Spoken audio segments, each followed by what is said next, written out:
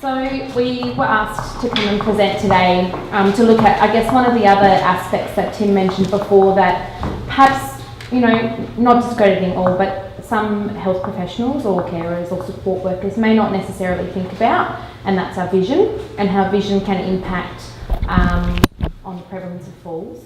And I guess an important note that Tim touched on as well, and Bob as well, is the whole age range. So yes, we do focus quite a bit on the older adults in the community, but we see everyone from toddlers right up to 105-year-olds. So there's a large range of clients there that are at risk of falls when they've got any type of vision loss. So we are both community-based OTs. I'm based in the city and generally do the northern rural areas, whereas Lloyd is based in our southern office. So this is his area down here. So Victor, Port Elliot, Goolwa, right down to Mount Gambier as well, Strathalbyn, all the areas around here, and Kangaroo Island as well. So we do cover quite a large breadth of the state. So we do have, I'm trying to think how many there are now. We've had a change in OTs, six OTs to cover north, south, east and west. So I thought I would first do a bit of a background about vision and, just try and understand what some of our clients might be experiencing day to day. So we use this picture here of Elder Park, and that's a pretty picture, and that's a clear day. This is generally what your, normal vision might look like, or what our optometrists and ophthalmologists and doctors refer to as normal vision. In Australia, we use the terminology 6-on-6, or in America it's 20/20 vision. So that's relating to when you do your eye test. And so we use 6-on-6 because we use the metric system, so metres, as opposed to 20 feet in America. And what it's determining is how clear your vision is at that distance. So for someone who may have a slight vision impairment, they may present as having 6-on-9 or 6-on-12.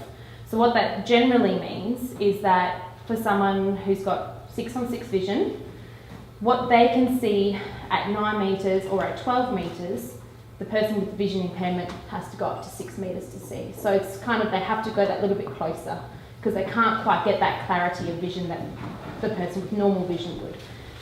Then you bring fields into it, and that's just a whole nother, that's a little bit harder to understand, and it's interesting when they cross over with each other. But so this is generally what your normal vision would look like. So we go across to here. So we focus on 3 key areas. So with that normal vision, you may have someone who would present as they have a refractive error. And so the optometrist can work with a prescription and fix that refractive error so that you can see then clearly through your glasses. So in my case, I have an astigmatism in both eyes.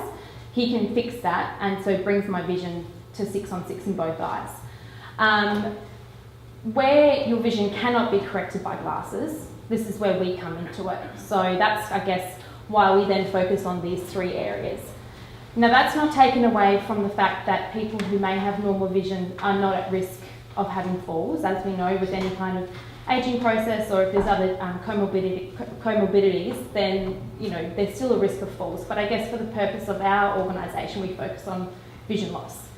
So the 3 different areas that we focus on: low vision, legally blind and totally blind. Now there's a bit of a misconception in the community. I think people in health and health professionals are quite aware of the differences, but say for just the average person, they think of someone who's got a vision impairment that they can't see anything. But there's actually quite a large, I guess, breadth of vision loss that can occur from low vision to becoming totally blind. And actually about 75 to 80% of the clients that we see actually fall into the low vision range, which is where their sight is limited and it's their everyday tasks that are becoming difficult: reading, writing, using the telephone, watching television, going to the shops, seeing items on the shelves, all those sorts of things. And usually they're wearing glasses, they've, they might have cataracts present, they may have had surgery. It's, we generally see that with I would say probably more so over 70, 75s. Then we come into legally blind. So that again as well, because someone is legally blind, it doesn't mean that they can't see anything. It's that really is just a concession like classification in terms of getting things like the blind pension, you know, other concessional type things from a government perspective. But that takes into account either their acuity level or their field loss. And there can also be a combination of the two. So from an acuity perspective, if someone has 6 on 60 vision, they're classified as legally blind. It needs to be both eyes as well, because more often than not, when we see clients in the community, they have one good eye and one bad eye. And so there needs to be that, those both eyes need to be classified as legally blind. With the field loss, it's when it's less than 10 degrees, and that usually is determined by an ophthalmologist.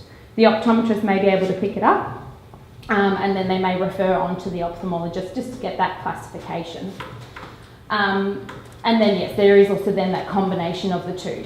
So they may have, you know, slightly better acuity, but their field loss is not great. An ophthalmologist can say that technically they're legally blind. And then we've got totally blind, and this is where there's no light perception. So the person may still see, you know, they may have some kind of slight little bit of understanding of what's around them, but in terms of what they can see, it's nothing. And it's not black, it's not a particular colour. Everyone describes it as something different, but they all say it's not black, which is what I think some people perceive as totally blind, that you just see black. So it's a very interesting perception, and every single person that I've met in my job who's totally blind has a different way that they describe it. So it's really, and that's the other side of it, is vision is a very individual perceptual thing. You can't look at 2 vision reports of 2 ladies the same age with the same eye condition, same acuities. They will have very different, you know, issues in their life. One may be functioning very well, and the other one may not be functioning very well at all. So yeah, it's very individualised. So using the same picture that we had before of Elder Park, these are just some of the most common vision conditions that we come across. So the first one, and these, just bear in mind, they're quite quite progressed stages, but just to give you an indication of where the vision loss might go. So the first one here is of cataracts, quite common in you know, a lot of older people. Cataract surgery doesn't generally happen until the cataracts reach a certain point. Ophthalmologists don't really see the need to do surgery unless they have specific terminology or clouding, or, you know, a certain percentage that they may look for. But this here is quite a progressed cataract. You can see it's quite blurry. The lens, it's not clear. It's like how I describe people you're looking out of a window. If the window's blurred, you're not going to have a clear image. So usually then, if it's just cataracts and they have cataract surgery, it can bring their vision back up to something quite good. And that again is that perception to the individual. So some people have surgery and they say, oh wow, I can see just as good as I could see before I ever wore glasses. Some people may not notice any difference. It's just dependent on the person. The second one we see here is our most common one that we see, which is macular degeneration. So, you know, they're saying now that approximately 1 in 7 over the age of 50 will develop macular degeneration. And purely because we're living longer, there's more of a chance that it may happen. You know, we see people who don't get diagnosed with MD until they're about 80 or 85. But they could still have 10 years of that disease. So it's important to get in early to, you know, aid that independence and that safety. That's a very, very progressed version. One of the most commonly asked questions I get is, am I going to go blind? With macular degeneration, generally you won't go totally blind, but there can be a very, very marked reduction in vision.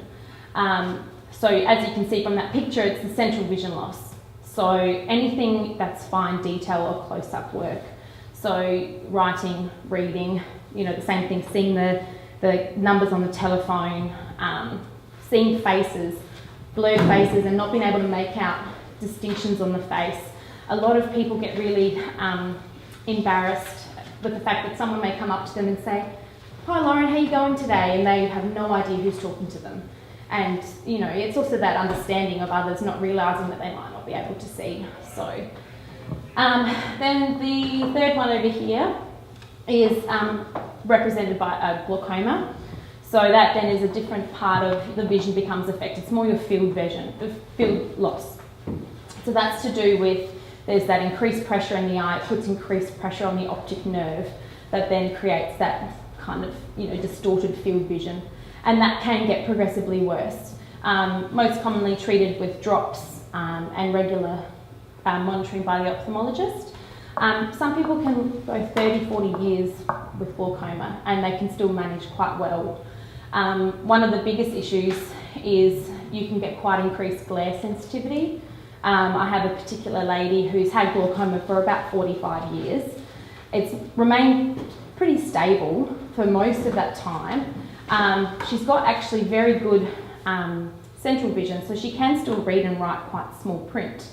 But the glare sensitivity is very detrimental. She can't leave her house without the glasses that she used only letting 1% of light, and that's still quite bad for her. All of the shutters are closed. She gets reflections from the outside coming in off of her stainless steel sink top. It's really detrimental to her, along with other issues that she's got as well.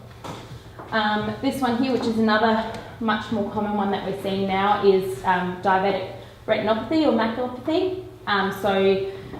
Without ageing population, there's a larger precedence of type 2 diabetes. And not a lot of people, I didn't know about this before I started working at RSP. I didn't realise that you could lose your vision related to diabetes. You think of the other things like your numbness and losing of the toes and that sort of thing, but very, very common in a lot of the clients that we see. And a lot of the people who have diabetes don't realise that as well. As you can see, it's all to do with the blood vessels. So there's lots of little marked areas around the whole of the eye, and they're all little bleeds that have happened and have caused vision loss. I should mention too that, with macular degeneration, you can get wet or dry. So dry is more common, and that's slower, it's like a bit more long lasting, so to speak, not as progressive. Whereas the wet is where it's the bursting of blood vessels behind the eye near the macula. And this is where, you may have heard some of your clients or customers have, they get injections in their eye, so the injection is to slow that progression and to stop that bleed from happening. And then this one here is retinitis pigmentosa. So that's a genetic condition, and that again affects the peripheral vision or the field loss. So generally, most people generally are diagnosed from a younger age if they've got it in their family history. Some people may not be diagnosed till they're in their 20s, 30s or 40s. And then there can be quite a marked progression where essentially you lose your field vision and it gets smaller and smaller and smaller to a pinhole and you go blind. That's one of the things, is that you generally, if you live long enough, you will go blind with RP. And it can go very quickly or it can be quite slow, it's just dependent on the person. But you don't want to think about one's worse than the others, but when you talk to people, they say this one's quite scary because they can have quite a loss of vision from one day to the next. And then the last one there is depicted with a homonymous hemianopia. So usually as a result of stroke or some kind of brain injury to do in the occipital lobe or towards the optic nerve. And we generally see people who may present with a homonymous hemianopia maybe a couple of years after they've had the stroke, and generally they're starting to have the issues similar to some of the other conditions where they've got, they can't use the telephone or can't see, they don't scan properly, all those sorts of things. So in terms of eligibility and referral to RSP, so we do have a lot of services which I'll go through in a minute. But essentially one of the main things is that it's vision that can't be corrected or fixed by glasses or contact lenses. So what I spoke before about that refractive error, that can generally be corrected. And anyone can refer. We just ask for a vision report from at least the last 12 months, or we can be a bit lenient depending on the person, if they haven't seen anyone, or if they've stopped seeing an optom or an ophthalmologist. But yeah, GPs, optoms, ophthalmologists, community health practitioners, we get some hospital discharge as well, family or a self-referral as well. So in terms of how it's funded, we're going through a bit of a change, as most people would know. So we're a charity, non-government organisation. We traditionally would receive block funding from the government as well as donations. Obviously, with the introduction of My Aged Care and the NDIS, we've had to go through quite a bit of a restructure in terms of our funding. So as of Saturday, we're starting to see more of a rollout with the NDIS, but also through My Aged Care. So we have achieved some funding through the CHSP, which is called Vision Specialist Services. So we can cover everything from OT to mobility to groups that's separate from HAC funding, to education and some counselling, all that sort of thing. So we can still access some of that funding similarly to what we were getting before. We are also funding out of home care packages as well, and obviously with DVA, and then there's private as well, which is what we've had to kind of put in there as well. So, so some of the services that we offer. We've got our low vision clinic, which some people may be aware of, on Pirie Street, so opposite, kind of diagonally opposite the beach volleyball courts. So we run a clinic there on Monday, Wednesdays and Fridays, and we generally get a lot of our referrals come through there, because if the optom or the opthal or the GP or whoever, that's a really good first point of contact, because they can come through and they can see our social worker who kind of coordinates how the services may go. And they see an optom there, they can have a look at some of the low vision aids that we may have, so they can kind of get a feel about how some of the services may be able to help them. And then I would say probably about half of our referrals come from there, so they would then refer through to community services, which then we would go and see the client in their home. We do also run the clinic on a monthly basis here in Victor, so we've got our office in Victor Harbour on Victoria Street, and I believe it's the last Monday of every month, which they just had one yesterday. But we've got a coordinator there and an optom that will do the whole assessment, similar for people who might not be able to get into the city, because obviously I understand that it's quite trek for some people. And then within that, we've got a wide range of adaptive technology. So with the way how technology is developing, it's becoming really great for people with vision loss in terms of accessibility. So your electronic magnifiers, iPads, iPhones, using all that software to their advantage. OT, which I'll talk about, orientation and mobility. So, they're the ones that work on that community mobility. And their role is primarily around safe transport, safe mobility, and reducing the risk of a fall happening. Whether it's getting, walking from A to B, walking to the bus stop, getting onto the bus, getting off the bus stop, getting to TAFE, getting to uni, to work, wherever it might be, to get there as safely as possible. We do have counselling services as well, with any type of loss of sorts. There is a sense of grief associated with vision loss, and frustration and anger, and a lot of clients might not understand that. And so we have a couple of counsellors who can work with clients in their home on some strategies about dealing with their situation, how they may be able to manage it and move forward. Social and wellness groups, so we've got social support and then our health and wellness. So one of the girls she's actually an EP, and she's an exercise physiologist, and she's a mobility instructor as well.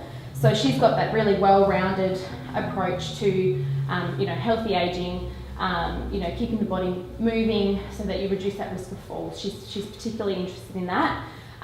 Looking at things like walking groups. We have a gym at our Gillis Plains office as well, so she can do either group programs or one-on-one programs to work on some of the other things that we've spoken about today. We have an employment services and also print alternatives, so making formats accessible for everyone, whether it's large print, audio, braille versions, those sorts of things as well. And that can be anything and everything that a client might want. So when we're looking at, doing a home assessment or going out to see someone with vision loss, some of the things, some of the risk factors associated with falls, number one, reduced visual acuity. So a lot of clients that I see are wearing the same pair of glasses that they've had for about 20 years. There's lots of scratches in them. They've probably sat on them or stepped on them a few times, and just haven't really thought about going back to the optom. Oh no, these are fine. So that's probably where we would try and get them to either come through our low vision clinic or to go see their optom again to have a look at their prescription and see whether that can be fixed. Bifocals and multifocals can also be a bit of an issue as well. Generally, we tend to, and the optoms would say, to look at having a pair of glasses for reading and a pair of glasses for distance, because when you've got a vision condition and you're trying to also deal, I guess, with the natural aging of the eye as well, the bifocals, multifocals, they can cause a bit of blurriness, a bit of dizziness, a bit of imbalance. So most people tend to then go for the dual pair. Similarly with transition glasses, all of our mobility instructors will say don't use those, because when you've got a vision condition, you naturally take a little bit longer of a time to adjust to lighting conditions. So whether that's coming from light to dark, and we all know the feeling when you come from somewhere really bright and you come inside, it takes a little while. Well, it seems like a little while, it's really only a couple of seconds, but for someone with a vision condition, that may take 10, 20, 30 seconds. One of the strategies we say is put a chair by the door and just sit there for a minute just to get your light levels accurate.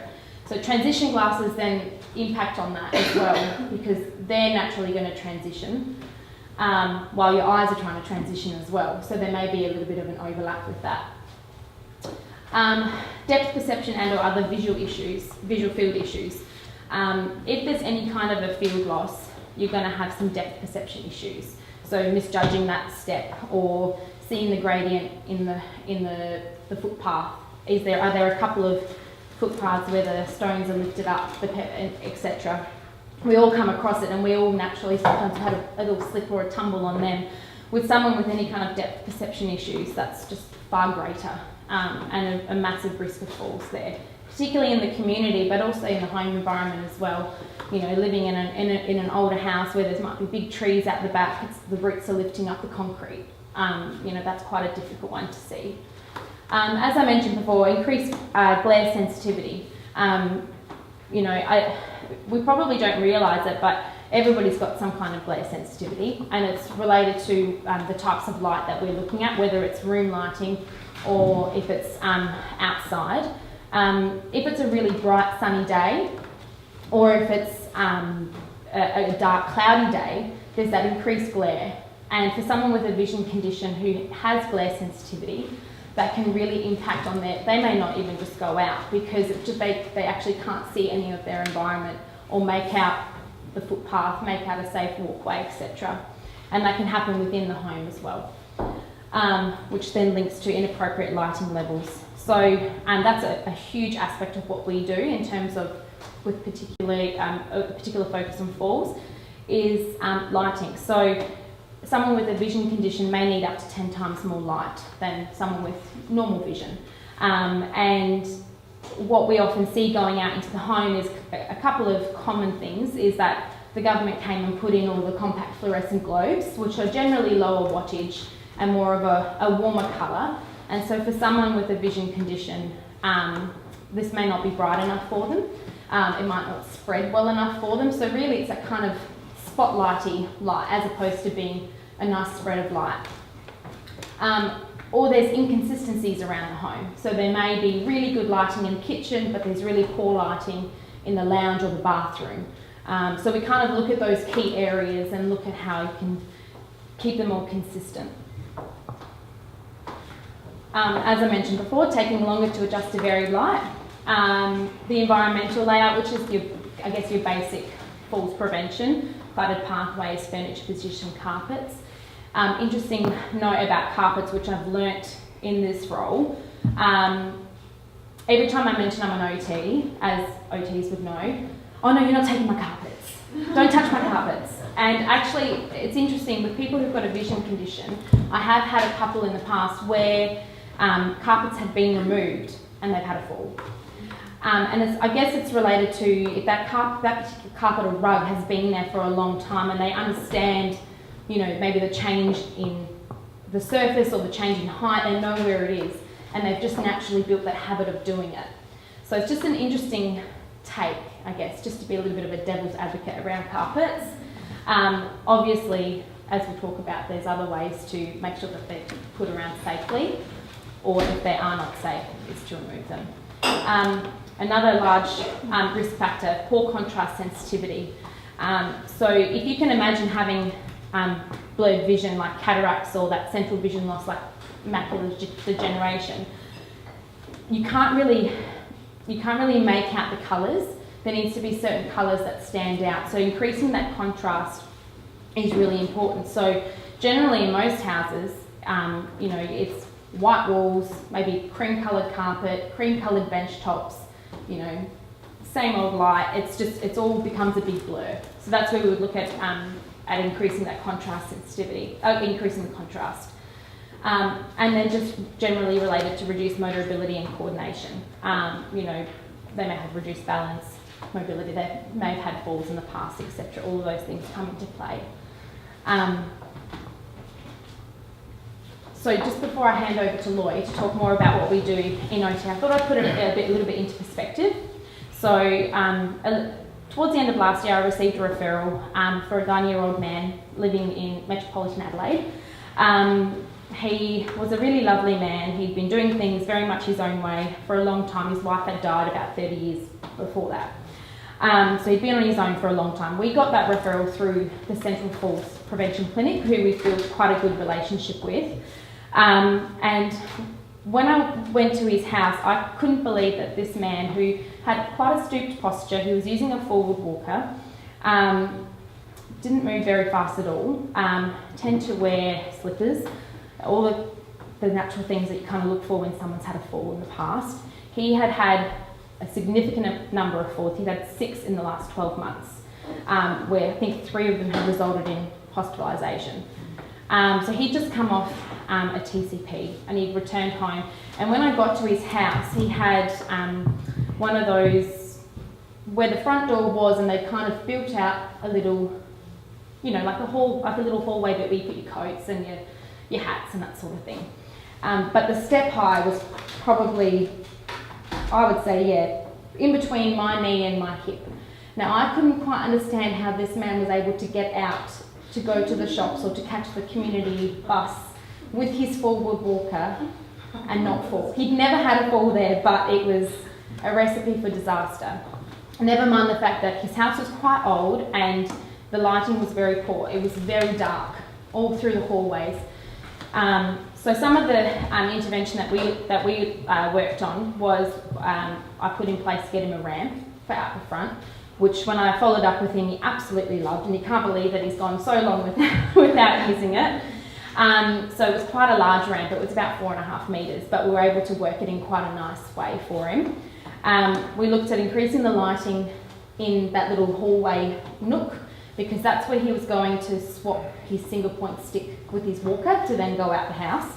And we also put some contrast tape. There was a little step in there as well, just to increase some of those things there. And we actually also I just got some cheap battery operated sensor LED lights and put them down his hallway, because it was going to cost far too much and it was going to require a lot of work with an electrician to change all of the lighting, because it was such an old house. So we just went with that, and so now when he wakes up to go to the toilet, it catches him from 30 centimetres away. So he can then, it lights up his pathway to go to the bathroom. So that's just kind of putting some of it into perspective and it's not just vision, it's also from his physical ability as well. So I'll hand over to Lloyd to go through a bit more of a comprehensive OT assessment. Thank you, Lauren. I guess as Lauren said, we're both occupational therapists, so the majority of clients that we are seeing is from an occupational therapy point of view. And I guess in terms of when we see clients for the first time, and we're usually conducting an ADL assessment, we have incorporated as a team a falls aspect in that. So even if the referral hasn't come through to us relating to falls, and I guess that relates back to what Tim was indicating before, it's being very frank with those clients from the get-go about, are you having falls and what are some of those risk factors, and even if they're not telling us that they're having falls, identifying, are they on more than 4 medications, have they had falls, what is their contrast sensitivity like, so that we can make that assumption with them, not for them, but with them. And if we're identifying that maybe they do need some extra assistance with falls, we can go down that process of talking about falls and do our falls assessment with them.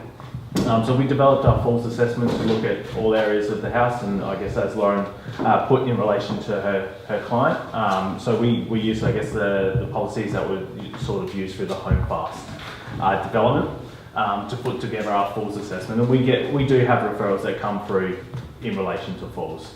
But we take it upon our onus to just look at the whole house when we have a falls, not just the part which has been indicated on the referral. Because when someone sits in a clinic and says, I've had a fall in the kitchen, if that was the case and we just went and looked at the kitchen in Lauren's example, we wouldn't have noticed the giant step out the front of the house, which is a massive falls hazard. So, I guess the service that we look to provide as OTs is a comprehensive assessment within that house to look at all the areas there. I recently had a client not so long ago who had a real intense goal about wanting to read in bed. And an OT had been out there previous to us, and they had developed an overway table so they could read in bed with some magnification, and it wasn't quite right, but they had tried, which was great. It was great that they tried, but it's also, if it's outside, if you don't feel you can handle it, there's other agencies out there that can. So don't be afraid to admit that it's outside your comfort zone. But to do this, they'd raised the bed up on raising blocks and walked away. They'd done no checking to make sure it was okay. If it was working, the client was being frustrated by it, it wasn't working. And by raising the bed, they'd changed the height of her transfer with her vision loss, as well as put the blocks which were sticking out from the bed, which she couldn't see. And it then succumbed to 3 falls around her bed. So it was a significant issue. So, if we are going out and we are recommending equipment to people, please check that equipment hasn't impacted on their vision, for one, if it is someone related with a vision issue, but even if it's not related to vision and it's related to other physical or cognitive issues, that hasn't affected the way that they then do the things that they enjoy to do. Because for her, it had become a big issue, and she'd given up reading, but was still having the falls, and no one had re-put her bedroom right.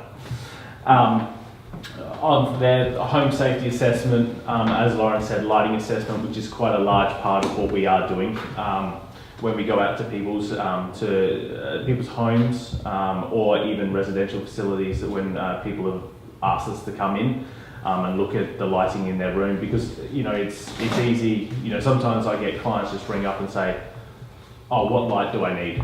But it varies. It varies so much between so many different eye conditions and the size of the room, the colours that you have in the room. So I can't tell you what globe to go by. It does need to be checked, or it's a long process of buying globe after globe after globe, and it becomes a quite expensive process as well. And then the other aspect of what we do to help people re-engage in their ADL activities or things that they really like to do, magnification and low vision aids. Magnification is significant for people wanting to read, or when they access the community, wanting to be able to read their own menu or go shopping and be able to see the price of their shopping. So the magnification that we look at, the contrast, home modifications, rails, ramps, we look at all of that as well, and environmental adaptations. Did I get it right, mate? Yes. All right, so I guess when we look at it in terms of falls, we look at, I guess, environmental adaptations around falls. And this isn't related to vision, yes it is, but it's related to every fall and what we look for when we look for falls. Removing unnecessary clutter from walkways, one that's easily overmissed, and especially in ageing populations of people who like to have tall boys in a passageway. But sometimes the tall boy in the passageway is not really holding anything that they use on a daily basis. And it's in the way of their circulation space with their forward walker or with their wheelchair or with their stick, and they're getting it caught. So having that conversation, and not being afraid to have that conversation with people that it is in their way, and they may decide that they can manage with it, but then working on, if we are going to leave it there, can we make it safe there, or can we move it slightly so it's not in that circulation space. A very big one for people with vision issues, as Lauren said about the rugs, that people with vision issues inside their house really know what their house looks like. So if you go to visit a client with a vision issue, try not to leave your bags on the floor in a hallway. Try to put them up on a table or tuck them under a table, because if they get up during the middle of your assessment to go somewhere, they might not notice that you've left your bag in the middle of the hallway and may trip over it. Also, if you are putting in equipment into someone's house with a vision or without a vision issue, is making sure that you've left it neat, or restoring the place back to how they had it before you went in there. If you're putting in a lamp for someone, putting the chair back where the chair was, not leaving it in the middle of a hallway. One, it makes it difficult for them to move, but also becomes a tripping hazard. So there you go, placing objects in the same area so there's no tripping hazards. So, restoring people's belongings, because in your house, when you wake up in the middle of the night to go to the toilet, if you're not turning on the lights, you know that pathway to get to your toilet without turning on the lights, because those pieces of furniture have been there for a long time. If you turned your lights off and then I popped around and moved the table on you, you'd run into it and you'd be surprised. So restoring people's objects back to where. And then the carpets and rugs scenario. Carpets and rugs do pose a tripping hazard, especially for carpets that have become frayed on the edges or are curling up. For those types of carpets, they're the carpets that we need to be talking to clients about. They need to be moved and taken away, because they're the ones that are causing the tripping issues. Carpets which are new and not in a significant falls area, we can look at putting some non-slip matting underneath it. Some clients even go to the point of taping down the edges of their carpet with some, high resolution tape, so that they can see where the edges are. So that it makes it so when their walkers or when their sticks hit those points, it's not a catch point, it's then just part of a sloped environment. And then home modifications. Bathrooms are a significant risk for falls because of the wet environment. So grub rails in the shower, toilets, toilet transfers from a low height, grub rails to assist with that. There's also obviously equipment that can be added into those scenarios. And I guess I'm not a big advocate for putting in equipment just for the sake of putting in equipment. I'm an advocate of putting in equipment that's appropriate to be putting in. And if you do feel you've got a client that would need some equipment for a short amount of time, it's about following up when that amount of time has run out to make sure, is it warranted for that equipment to stay there? Because if it's not warranted, all we're doing is helping the inactivity. And I know it's difficult in our busy careers. We don't always have the chance to go back and check. But if we can go back and check, we reduce that chance of inactivity and then their potential of falls further down the track. Banister rails, threshold steps and ramps for obviously large steps or steps that can't be managed. And I guess in Lauren's example of a step at this height is a large step. There's no way of getting around that. But that doesn't mean a 30mm threshold step isn't a large step for someone who can't manage that step, or for someone who can't see that step. So, just because you manage to walk over it doesn't mean that someone else can manage to walk over it. And going back and asking and being clear about those questions. And it's, I guess, once again about taking that responsibility that it may not be exactly what you've asked to be looked at, but it's there and needs to be looked at. Landing steps, obviously are just larger steps over a longer period surface. No? Did we do anything? Come on.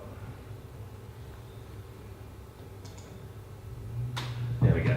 And then these are the I guess the steps that we take in terms of vision related falls prevention. So lighting adaptation, so lighting assessment. By no means you can always do a lighting assessment of someone who doesn't have a vision related issue to see whether lighting changes will help with that person, and you can always go down the price of a brighter light. As Lauren said, with the government scheme to change it into compact fluorescent globes, it has gone to a dark light, so usually you can find a brighter light which may assist. But in vision, it's such a significant issue around those access points. So steps, doorways, circulation spaces, the lighting there is what the most important lighting to prevent the falls. And if they are going to leave carpets down around those entrance and exit parts of those carpets, educating the client on the different type of lighting, and that's I guess what we do. We don't change people's lights for them. We just give them the education on LED, compact fluorescent globes, halogen globes, which are the three main types of globes. And within those three types of globes, we have the three subsections of lighting with the warm white, the white, and the cool daylight. Obviously progressing up on what they call the Kelvin scale. So this sits about 2,500 to 4,000 to 5,000 kelvins, and over 6,000 kelvins for your warm, your cool white, which is more of a daylight colour. The wattage is becoming one of the lesser concerns in terms of lighting with the advances in LED technology, because LED, a 10 watt globe is equivalent to 75 watts in the old filament globes. So wattage is something that's becoming less important. But then again, if we were to say have this light fixture here and stick in 5 13 watt LED globes, we'd all be suffering from glare because it is a significant amount of light. So wattage is important if there's multiple ceiling heights, so that's it's important to take in wattage in that regard, but not so much in terms of the wattage that I guess a switch can handle, because that's changed. And lumens, as Lawrence spoke about before, that's the way the light spreads. So the lumen coming out, they usually indicate about 100 lumens per watt is what they usually do, but obviously with the advancements in LED technology, it's slightly changing as well. But lumens is what helps us to provide that contrast, as well as the Kelvin scale. So when we go out there, we often do a room lighting demonstration. So we come out with our kit of lights, which makes it a lot easier. I had a client the other day who was telling me that he went down to Bunnings. The guy had no idea on what light would be best for his house, and which is the same issue if you ring me up and ask me what's the best light for your house. I do not know unless I am in your house, and I can go through my lights with you, because you're the one that's going to be able to tell me whether that light works for you. I can hazard a guess, but my guess is no better than the guy down at Bunnings if I'm not there. So there's obviously different globes, different fittings, halogen downlights, which I guess are quite common in residential facilities above beds or in the kitchenette. Unfortunately, there's not a lot we can do in terms of replacing them, unless you want to get an electrician out to do a whole bunch of rewiring. But there is lots that we can do with the globes and the light fittings that are usually within residential facilities and within someone's house. Most people who have halogen downlights are willing to fund their own LED advancements. And then task lighting. So when we talk lighting, we talk two different styles of lighting. We talk global lighting or general lighting, which is the lighting which is illuminating the room, and then a lighting which illuminates the task we want to be doing. That lighting is very specific to the task that we're trying to do. So whether it be in a kitchen, whether it be in a hallway, walking down a hallway, a task focused light that comes on with a sensor. Contrast, so coloured cushions, froze on the furniture to provide that contrast so people know where it is. Dark carpets on light flooring, or vice versa. So white walls with dark carpets are better than white carpets with white walls. It allows the person to quite clearly see where they're going. I guess much like the example when you saw with Travis with the grey on the white on the clear window, it doesn't show up. And that's why we see yellow marked down on high visibility tape when we're walking up grey stairs, because it provides the contrast.